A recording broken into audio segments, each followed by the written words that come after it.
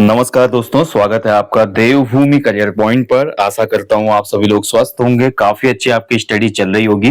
तो देखिए, Uttarakhand revision classes हमारी चल रही थी और उत्तराखंड रिवीजन क्लासेस का आज पार्ट 10 है। ठीक है, पिछले पार्ट में हमने देखा था कैसे कुमाऊं के अंतिम राजा, जो चंद वंश के अंतिम राजा थे महेंद्र चंद, वो हवलबाग के युद्ध में पराजित हो जाते हैं। 1790 में गोरखाओं और महेंद्र चंद के मध्य हवलबाग का युद्ध होता है, जिसमें वो पराजित होकर कोटाबाग की तरफ चले जाते हैं और इस प्रकार से उत्तराखंड की धरती पे चंद वंश का अंत हो जाता है और 1790 से उत्तराखंड में कुमाऊं क्षेत्र में गोरखा शासन शुरू हो जाता है।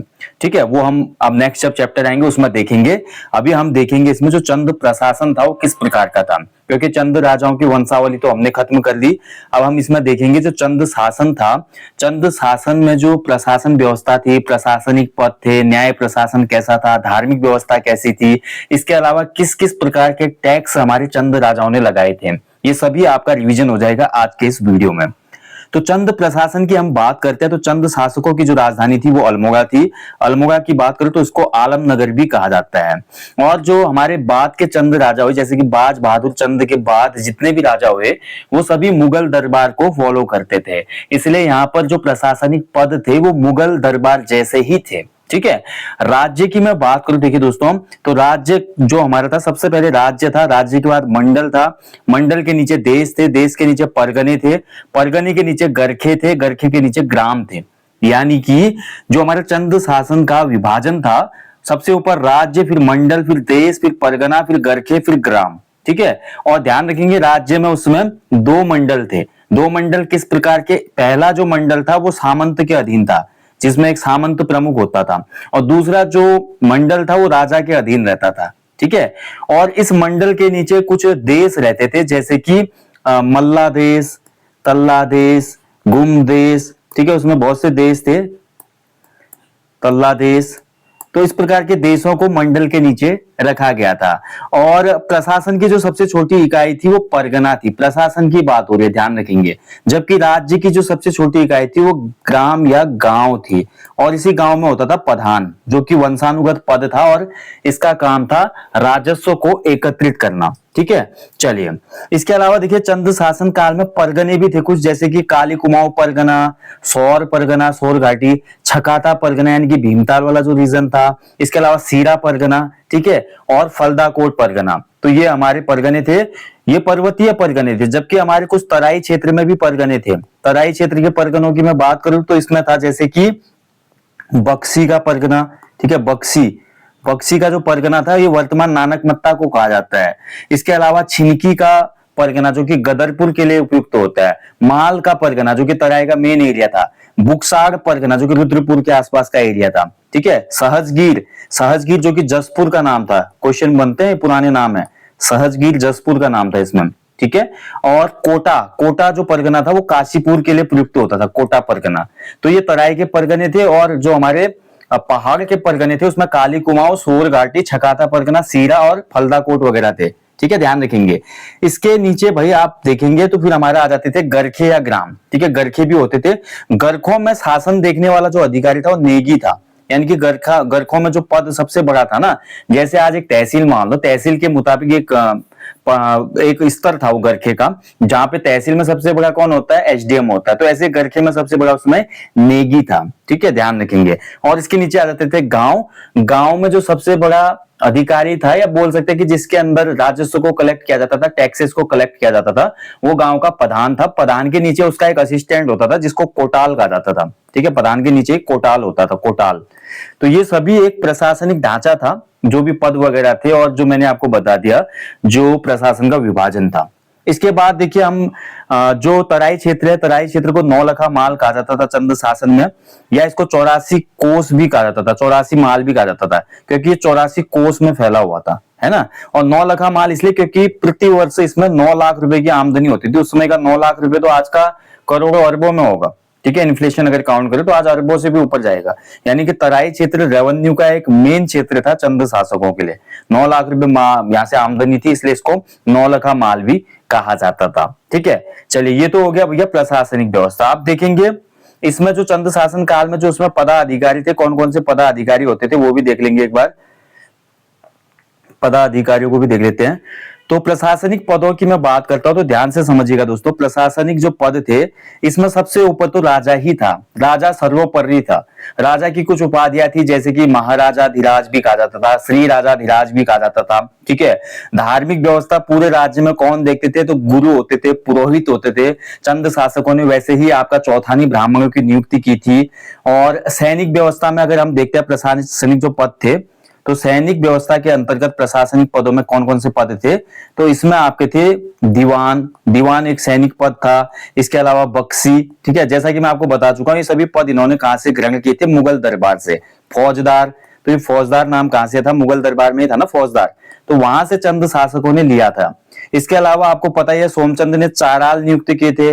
चाराल में कौन थी, चार जातियां थी जिसमें कार्की, बोरा, तड़ागी और चौधरी थे, जिनको चार बूढ़ा भी कहा जाता।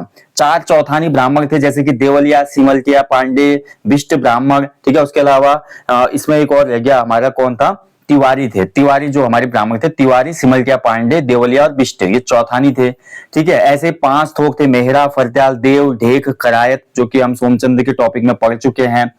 उसके अलावा देखिए दोस्तों, यहां पर देखिए जितने भी पद इन्होंने सृजित किए वो सभी प्रशासनिक पद मुगल दरबार के हिसाब से ही किए। यानी कि मुगल दरबार में जो सेनापति का नाम था इन्होंने भी वही नाम रख दिया, मुगल दरबार में जो रेवेन्यू का सबसे बड़ा ऑफिसर था उसका नाम भी वही रख दिया। यानी कि चंद शासकों ने टोटल प्रशासनिक पदों में लगभग 90% जो पद थे उनको कॉपी किया था मुगल दरबार से। ठीक है, तो ये हो गए इनके प्रशासनिक पद। इसके बाद देखिए न्याय प्रशासन देखते हैं भैया इनका। तो न्याय प्रशासन की बात करते तो न्याय प्रशासन में भी राजा सर्वोच्च था भैया। राजा जो डिसीजन देगा वही सर्वोपरि होगा।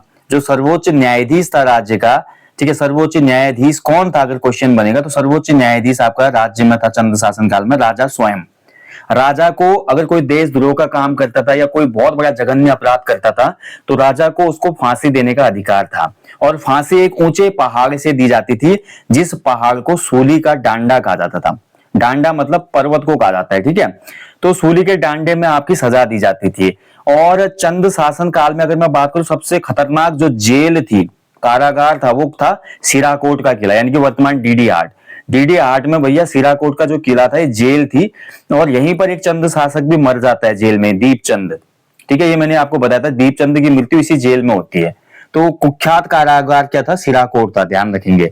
इसके अलावा न्याय प्रशासन के लिए लक्ष्मी चंद के टाइम पीरियड पे भैया हमारी न्योवाली और बिष्ट वाली नामक 2 कचहरियां भी शुरू हुई थी। वो मैंने आपको प्रीवियस टॉपिक में बता दिया था, ज्यादा इसमें पढ़ने लायक कुछ है नहीं। ठीक है, तो ये कुछ इनकी न्याय व्यवस्था थी। हालांकि प्रजा उस समय की शांत थी और राज्य में राजा का जो एक एडमिनिस्ट्रेशन था उसका सबको डर था और कोई भी किसी भी प्रकार के जघन्य अपराधों से बचता था। हालांकि जो तराई से भागे हुए कुछ कुख्यात जो हमारे अपराधी होते थे वो पहाड़ों की तरफ आते थे, वही यहाँ पे कुछ ऐसा अपराध कर देते थे और पकड़े जाने पर उनको भी सजा दी जाती थी। ठीक है, तो ये न्याय प्रशासन था राजा का। बाकी यार देखिए डिटेल में अगर आपको कोर्स है ना, डिटेल में कोर्स के लिए आप हमारी एप्लीकेशन से ओनली उत्तराखंड जीके वाला कोर्स ले सकते हैं जो कि मात्र 499 रुपए का है। इसमें बहुत गहराई में मैंने आपको ये टॉपिक कराया। यहाँ पे तो मैं पॉइंट टू पॉइंट रिविजन करा रहा हूँ आपको, क्योंकि ये रिविजन महाकुंभ क्लास है।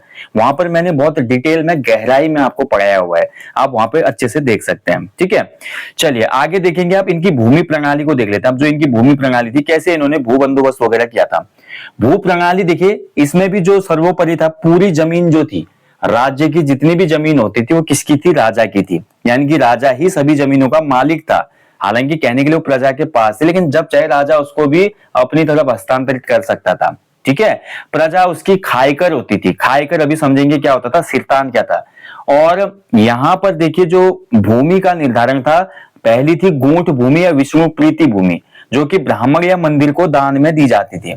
ब्राह्मण या मंदिर को दान में दी गई भूमि, ठीक है, ये कहलाती थी गूंठ भूमि या विष्णु प्रीति भूमि। उसके अलावा दूसरी जो भूमि थी रौत भूमि। रौत भूमि बहुत ज्यादा प्रचलित थी चंद शासन में। ये किसी भी चंद सैनिक को साहस दिखाने के लिए प्रदान की जाती थी। सैनिकों को, सैनिक जिसने किसी युद्ध में अच्छा खासा प्रदर्शन किया, अभूतपूर्व लड़ाई लड़ी उसने, तो उसको यहाँ पर राजा खुश होकर रौत भूमि प्रदान करता था और उससे जितना भी रेवेन्यू बनता था फिर वो इस सैनिक का होता था। ऐसे गूंठ भूमि या विष्णु प्रीति भूमि में जितनी भी भूमि थी उसका रेवेन्यू मंदिर को या ब्राह्मण को जाता था। ठीक है, ध्यान रखेंगे। अब इसमें 3 टर्म है, देखिए थातवान, खायकर और सिरतान क्या था। तो सबसे पहले थातवान, राजा जिस भी व्यक्ति को जमीन देता था ना अपनी मर्जी से, उसको थातवान कहा जाता था। चंद राजा अपनी मर्जी से जिसको भी जमीन देगा उसको थातवान कहा जाएगा। ठीक है। खायकर क्या था? तो खायकर जो अनाज या नगद के रूप में टैक्स देता था। खायकर भैया वही होता था जो कि आपके थातवान की जमीन पर पहले से ही काम कर रहा होता था। सिरतान और जो खायकर थे दोनों ही पहले से इस थातवान को दी गई जमीन पर काम कर रहे होते थे। देखिए मान लीजिए एग्जाम्पल के तौर पे समझिए, थातवान क्या था? थातवान मैंने बता दिया जिसे राजा जमीन देता था। अब राजा की मर्जी आई, राजा ने बोला एक गांव वाला गांव है भाई, तूने अच्छा काम किया, वो वहां की जागीरदारी तेरी हो गई, तू वहां का थातवान बन गया। तो उस गांव में पहले से ही खेतों में तो लोग खेती कर रहे होंगे जिसमें खायकर और सिरतान थे। अब ये खायकर क्या था? ये टैक्स पे करता था थातवान को। ठीक है। और सिरतान जो था ये भी आपका टैक्स देता था लेकिन नगद के रूप में देता था, जबकि खायकर अनाज और नगद दोनों के रूप में टैक्स पे कर सकता था थातवान को। ठीक है। इसके अलावा देखिए दोस्तों, भू व्यवस्था के लिए यहाँ पे कुछ हमारी माप पैमाने थे, जैसे कि जूला पैमाइश थी जो कि भूमि मापन का था। विश्वा उसमें भूमि मापन का एक पैमाना था। ठीक है। इसके अलावा नाली तो फेमस हुई, नाली तो कुमाऊं क्षेत्र में बहुत ज्यादा फेमस है, अभी भी इसी में होता है। इसके अलावा देखिए अधाली भी कहा जाता था, अधाली भी एक भूमि मापन पैमाना था उसमें। ठीक है। अधाली हो गया, पालो हो गया, तो ये सभी हमारे भूमि मापन उसमें पैमाने थे। ठीक है। इनको आप अच्छे से याद कर लेना। इसके अलावा देखिए दोस्तों, जो हमारा कुछ भूमि ऐसी थी जिसको अक्ता प्रणाली भी हमारी चंद शासकों ने अपनाई थी। अक्ता प्रणाली हम पढ़ते हैं ना, अक्ता आधारित जो प्रथा थी, तो अक्ता प्रणाली में क्या होता था कि चंद शासकों द्वारा ऐसी भूमि जिसकी इनकम, ऐसी भूमि, अक्ता भूमि कौन सी भूमि थी? ऐसी भूमि जिसकी इनकम सेना के सरदारों को सेना के मेंटेनेंस के लिए दी जाती थी। ठीक है। सेना का जो भी आर्मी होगी इसमें चंद्रवंश की, उस आर्मी के मेंटेनेंस के लिए एक आपका अक्ता भूमि वर्गीकरण भी किया गया था। उस भूमि का टोटल रेवेन्यू आपकी आर्मी के मेंटेनेंस के लिए दिया जाता था। ठीक है। तो ये था भैया हमारा भूमि प्रणाली। ठीक है। पॉइंट टू पॉइंट डिस्कस करेंगे, ज्यादा लंबा फिर सेशन हो जाता है, मैं यहाँ पे ज्यादा बात नहीं करूंगा। इसके बाद आ जाते हैं इनकी सैन्य व्यवस्था पे। चंद शासकों की जो सैन्य व्यवस्था थी, सैन्य व्यवस्था में भी जो सर्वोच्च था भैया वो राजा ही था। राजा हर जगह सर्वोच्च था, तो सैन्य व्यवस्था में भी राजा सर्वोच्च था। और इसके बाद देखिए आपका सेनापति आता था, राजा के बाद सेनापति का पद था। सेनापति को यहां पर कहा जाता था बख्शी। ठीक है। सेनापति को क्या कहा जाता था? बख्शी, ध्यान रखेंगे, जो कि मुगल दरबार से लिया गया पद था। ठीक है। इसके अलावा सैन्य व्यवस्था में कुछ गुप्तचर थे। गुप्तचरों का काम कौन करता था? गुप्तचरों का काम करती थी वेश्याएं, यानी कि प्रोस्टिट्यूशन में जो होती थी। उसके अलावा परिवाजक। ठीक है। परिवाजक का मतलब होता है ऐसे साधु संत जो घूमते विचरण करते रहते हैं, जैसे कि गौतम बुद्ध थे, महावीर स्वामी थे। ठीक है। और हमारे भी जो भारतीय साहित्य में भी मिलते हैं बहुत से ऐसे ऋषि मुनि हुए जो घूमते रहते थे। ठीक है। और वैद्य, कभी क्वेश्चन बन जाएगा इनमें से कौन चंद शासन व्यवस्था में गुप्तचर की भूमिका नहीं निभाता था? तो ऑप्शन आ जाएंगे वेश्याएं, परिवारक, वैद्य, और अगला ऑप्शन आ जाएगा पंडित, या कोई भी अगला ऑप्शन आ जाएगा कृषक। तो आपको याद रखना है भैया, तो ये तीन गुप्तचर का काम करते थे। ठीक है। जो हमारी प्रोस्टिट्यूशन में जो जबरदस्ती धकेली महिलाएं थी उस समय, जैसे कि नायक जाति की ज्यादा महिलाएं रहती थी उस समय प्रोस्टिट्यूशन में। और परिवारक मतलब साधु संत जो घूमते थे, बिल्कुल जेन्युइन वाले, हाँ, नकली नहीं। और वैद्य वगैरह होते थे, क्योंकि इनका आना जाना लगे रहता था दाएं बाएं, तो इस वजह से ये गुप्तचर व्यवस्था भी देखते थे। ओके। तो ये थी इनकी सैन्य व्यवस्था। राजा सर्वोच्च था, सेनापति को बख्शी कहा जाता था, और ठीक ठाक सेना थी चंद शासकों के पास, क्योंकि गढ़वाल से उतने युद्ध होते हैं उनके। हालांकि बाद में जब देखिए देवी चंद के बाद हम देखते हैं कि राजकोष खाली होता है, सैन्य प्रबंधन उचित नहीं हो पाता है, जिसका फायदा फिर गोरखा उठाते हैं। हालांकि कुछ इंटरनल इंफॉर्मेशन दे दी जा चुकी होती है हर्षदेव जोशी जी द्वारा, तो इसका भी फायदा मिलता है इनको। ठीक है। गोरखाओं को तो ये चीजें थी, हालांकि सेना ठीक ठाक थी इनकी। इसके बाद आगे बढ़ते हैं दोस्तों, सबसे महत्वपूर्ण है इनकी टैक्स सिस्टम। इनका जो टैक्स सिस्टम था ये बहुत ज्यादा खराब था, और बहुत ज्यादा भार यहाँ पे पब्लिक पे था। ठीक है। जनता पे अत्यधिक भार था इनके टैक्सेस का। ठीक है। इनकी कर प्रणाली में कहा जाता है 36 रकम 32 कलम, यानी कि 36 और 32 टोटल मिला के 68 प्रकार के टैक्स थे उस समय। तभी तो 36 रकम 32 कलम, यानी कि 36 रकम जो डायरेक्ट है, और 32 कलम जो कलम यानी कि दरबार से हमारे डायरेक्ट टैक्स लिए जा रहे हैं। तो ये हमारे टैक्स प्रणालियां थी उसमें, और बहुत से टैक्स इसमें होते थे। ठीक है। ध्यान रखेंगे। और जैसे कि कुछ महत्वपूर्ण टैक्सों को आपको मैं डिस्कस कर लेता हूं, जिसमें जूलिया कर था। जूलिया कर जो था ये आपका पुलों पर लगता था, पुल क्रॉस करना है तो जूलिया कर देना पड़ेगा। सिरती टैक्स हम पढ़ते हैं भैया, सिरती टैक्स बाज बहादुर चंद के टाइम पीरियड पे भी पढ़ते हैं। ये एक नगद टैक्स था, ठीक है, नगद टैक्स था जो भोटिया व्यापारियों से लिया जाता था। नगद किससे? भोटिया व्यापारियों से। क्वेश्चन बनते हैं इनसे एग्जाम में, इनको थोड़ा आप ध्यान से देख लीजिए। इसके बाद एक था बेकर। बेकर जो था भैया आपका किसके रूप में था? अनाज। अगर कोई व्यक्ति पैसे नहीं दे सकता तो अनाज दे दो भैया, टैक्स पूरा। इसके बाद देखिए दोस्तों, कूत नामक एक टैक्स था, कूत। कूत भी जो था हमारे नगद के बदले दिया गया अनाज था, ये भी अनाज के रूप में दिया गया टैक्स था। इसके अलावा मांगा कर मांग लेते थे, कभी कभी युद्ध छिड़ गया जैसे गढ़वाल से या अन्य कहीं जाना है, राजा का अभियान है, युद्ध करने के लिए ज्यादा पैसों की आवश्यकता पड़ती थी, तो युद्ध के समय जनता से मांगे जाने वाला कर था, युद्ध के समय मांगा कर। भैया सबको देना पड़ेगा, मैं जा रहा हूं लड़ाई करने, ठीक है, तो टैक्स निकालो तभी तो मैं सैनिकों को उतने महीने खाना खिला पाऊंगा, उतने महीने का पूरा मेंटेनेंस चाहिए, तो मांगा कर लेते थे। इसके बाद देखिए आपका एक था साहूकर, ठीक है, साहूकर भी था, और रतंगली कर था।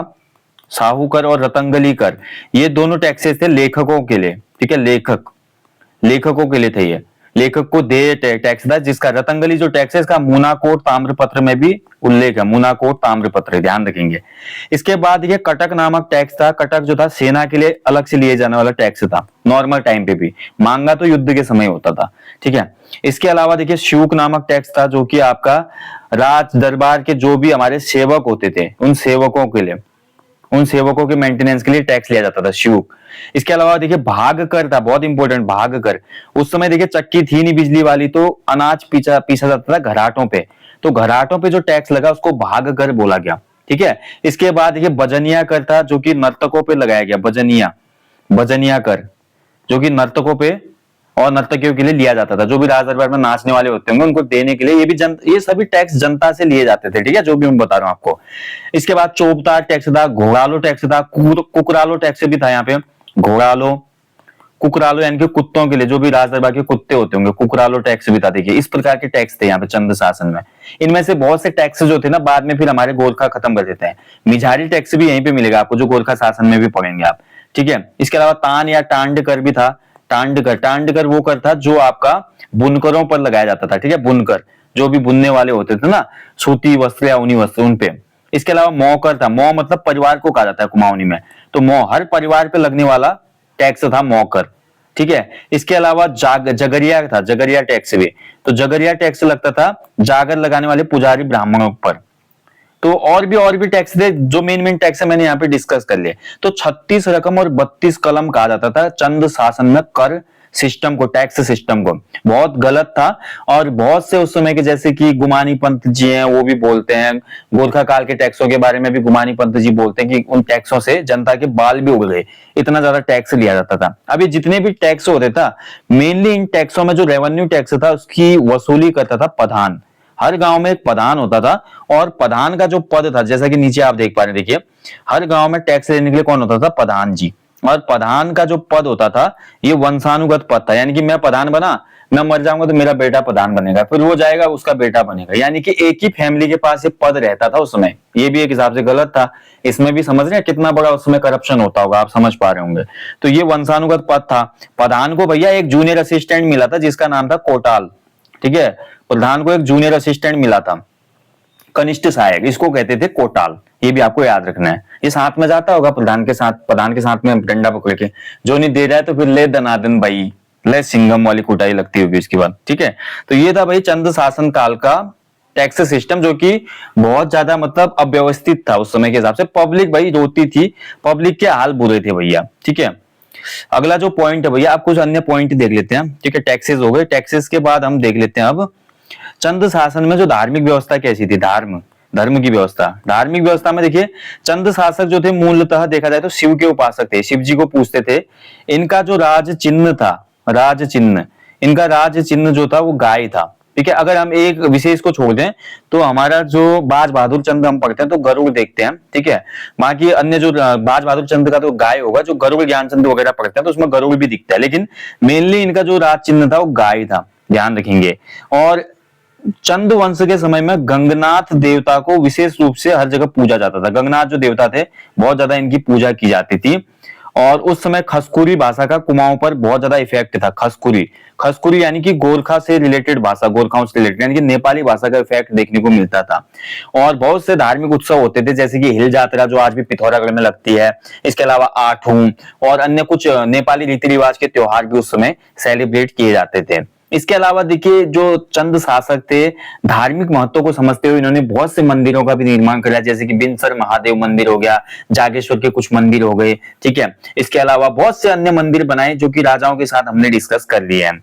और इसके अलावा देखिए धर्म के रूप में अगर देखा जाए तो काफी ज्यादा चंद शासक जो थे धर्म को मानते थे और धार्मिक तौर पे बहुत ज्यादा सहिष्णु कहे जा सकते हैं, ठीक है। तो ये इनका धार्मिक इतिहास भी आपने देख लिया। इसके अलावा देखिए दोस्तों जो हमारे चंद शासन काल में कुछ महत्वपूर्ण अन्य तथ्य थे उनको भी देख लेते हैं। जैसे कि इनके बहुत से ताम्रपत्र हमको प्राप्त होते हैं। ताम्रपत्र, चंद शासन काल के जो ताम्रपत्र हैं, इनके कॉपर प्लेट्स मिलती हैं। इनको बनाने वाले अधिकांश जो समाज का वर्ग था वो टमटा वर्ग था, जो आज भी तांबे और पीतल के बर्तन बनाने में संलग्न है, ठीक है, ध्यान रखेंगे। तो टमटा समुदाय जो था, ताम्रपत्र भी टमटा समुदाय के द्वारा ही उस समय बनाया जाता था। ये भी आपको याद रखना है, महत्वपूर्ण है, ठीक है। चंद शासकों को ही पंचायती राज का जनक कहा जाता है, क्योंकि पंचायती राज इन्होंने पहले ही शुरू कर दिया। देखिए सोचने वाली बात है ना, पंचायती राज इन्होंने पहले ही बना दिया। गांव में प्रधानों की नियुक्ति और पूरे गांव को हैंडल करेगा गांव का प्रधान, साथ में उसके होंगे कोटाल, ठीक है। तो पंचायती राज व्यवस्था का जनक किस वंश को माना जाता है? तो ये हमारा चंद वंश को माना जाता है, ठीक है। इंपोर्टेंट पॉइंट है। अगले कुछ पॉइंट को और देख लेते हैं। अब देखिए चंद शासन काल के कुछ किले देख लेते हैं महत्वपूर्ण, जैसे कि पहला है खगमरा का किला। खगमरा किला, खगमरा किला किसने बनाया था? तो खगमरा का किला भीष्मचंद्र ने बनाया था। हालांकि मैं पहले ही टॉपिक रिवीजन करा चुका हूं आपको शासकों के साथ। दूसरा कुछ किले, लाल मंडी किला। लाल मंडी किले को फोर्ट मोइरा भी कहा जाता है, ठीक है। फोर्ट मोइरा को बनाया था किसने? कल्याण चंद ने। कल्याण चंद वही राजा जिसने राजधानी भी स्थानांतरित की काली कुमाऊं से आलमनगर यानी कि अल्मोड़ा। उसके बाद देखिए मल्ला महल किला। तो मल्ला महल जो बनाया था भैया आपका किसने? रुद्रचंद ने बनाया था। रुद्रचंद ने बनाया था। इसके अलावा देखिए आपका शालबुंगा किला था। शालबुंगा, शालबुंगा किला किसने बनाया था? तो ये हमारा लक्ष्मी चंद ने बनाया था। लक्ष्मी चंद को लखुली बिलाली भी कहा जाता था, भीगी बिल्ली, ठीक है। इसके अलावा तल्ला महल किला भी बनाया था। तल्ला महल, तो तल्ला महल नामक जो किला बनाया भाई, ये बनाया था उद्धोत चंद ने। किसने बनाया? उद्धोत चंद ने, ठीक है। इसके अलावा देखिए दोस्तों जो हमारा लाल मंडी का किला है जिसको फोर्ट मोइरा कहा जाता है। फोर्ट मोइरा जो ये नाम दिया था कुमाऊं के पहले कमिश्नर ने नाम दिया था, ई गार्डनर ने। ई गार्डनर ने ही लाल मंडी किले को फोर्ट मोइरा किला कहा था, ठीक है। इसका निर्माण 1563 के आसपास हुआ था, इंपोर्टेंट पॉइंट है। इसके अलावा देखिए अन्य भी कुछ किले थे जो कि पहले ही काली कुमाऊं में चंद शासकों ने बना दिए थे, जैसे कि राजबुंगा का किला था, चंडाल कोट का किला था जिसको कि आपका चंद कोट का किला भी कहा जाता है, ठीक है। राजबुंगा के सामने है ये। और ऐसे हमारा सुई का किला हो गया, सिरमोही का किला होगा, गोलक चौक का किला हो गया, बाणासुर का किला हो गया, कोटालगढ़ भी कहा जाता है जिसको। ये सभी राजबुंगा, चंडाल कोट, उसके अलावा सिरमोही किला, गोलक चौक किला, बाणासुर का किला, ये काली कुमाऊं में स्थित थे। और बाकी जो अल्मोड़ा के स्थित किले थे वो खगमरा किला, लाल मंडी किला, मल्ला महल किला, श्यालबुंगा किला, इसके अलावा तल्ला महल किला और एक दो और हैं जैसे कि नैथरा का किला। नैथरा किला ये अल्मोड़ा में स्थित है, गोरखा कालीन है ये, ठीक है। और ऐसे शूनरा कोट, शूनरा कोट का किला जहां से लास्ट टाइम कभी एग्जाम में क्वेश्चन बना था कि शूनरा कोट का जो नौला था इसको उस समय चर्चा में रहा, इसको शामिल किया गया था ना विरासत स्थल में। ये अल्मोड़ा में। लखनपुर का किला ये भी अल्मोड़ा में। ऐसे पिथौरागढ़ जनपद में भी चंद शासन काल के टाइम पीरियड के कुछ किले हैं, जैसे कि गोरखा किला पिथौरागढ़ में, ठीक है, गोरखा किला है वहां पे। उसके अलावा सिमलगढ़ का किला या लंदन फोर्ट कहा जाता है इसको, सिमलगढ़, बाउल की गढ़ भी कहा जाता है इसको, ठीक है। लंदन फोर्ट इसका वर्तमान नाम है। और सिराकोट का किला जो कि वर्तमान DD8। हालांकि सिराकोट के किले के अब बस अवशेष ही बचे हैं। वहां पे अब भव्य मंदिर आपको देखने को मिलेगा मलयनाथ स्वामी जी का, ठीक है। मलयनाथ स्वामी जी का मंदिर है वहां पे। तो ये कुछ किले वगैरह इन्होंने बनाए थे। कर प्रणाली इनकी आपने देख ली, सैन्य व्यवस्था देख ली, और जितने भी महत्वपूर्ण पॉइंट थे चंद शासन व्यवस्था से वो हमने देख लिए दोस्तों, ठीक है। बाकी आपको ये रिवीजन क्लास अच्छी लगी हो तो वीडियो को लाइक करना, शेयर करना ना भूलें। और देखिए डिटेल में अगर आपको उत्तराखंड पढ़ना है, मैं फिर आपको बोल रहा हूं, आपको खर्च करने पड़ेंगे 499 ओनली, और इससे सस्ता कोर्स कंप्लीट उत्तराखंड जीके के लिए कोई भी नहीं देगा। और क्वालिटी कंटेंट जो आपका ना केवल ग्रुप सी के लिए बल्कि अपर पीसीएस लोअर पीसीएस के लिए भी काम आएगा। आप देखिए वहां पे किस प्रकार से मैंने इतिहास पढ़ाया है। ओनली उत्तराखंड जीके वाला कोर्स आप ले सकते हैं, ठीक है। बाकी सभी सब्जेक्ट का कोर्स है तो आप कॉम्बो कोर्स लीजिए जिसमें क्लासेस चल रही है, उसमें उत्तराखंड जीके कंप्लीट है, हिंदी कंप्लीट है, कंप्यूटर चल रहा है अभी, फिर जीएस की क्लास भी आएंगी, तो वो भी कोर्स आप ले सकते हैं। तो और रिवीजन पॉइंट ऑफ व्यू से आपको पढ़ना है, केवल रिवीजन करना है, तो फिर आप इन क्लासेस को देखते रहिए, ठीक है। बाकी जल्दी मिलेंगे दोस्तों नेक्स्ट सेशन में। जाने से पहले हमेशा की तरह बोलूंगा, अपने जीवन में कम से कम एक पेड़ लगाएं और लोगों को भी इसके लिए अवेयर करें, मोटिवेट करें। Thank you for watching. जय हिंद, जय देवभूमि।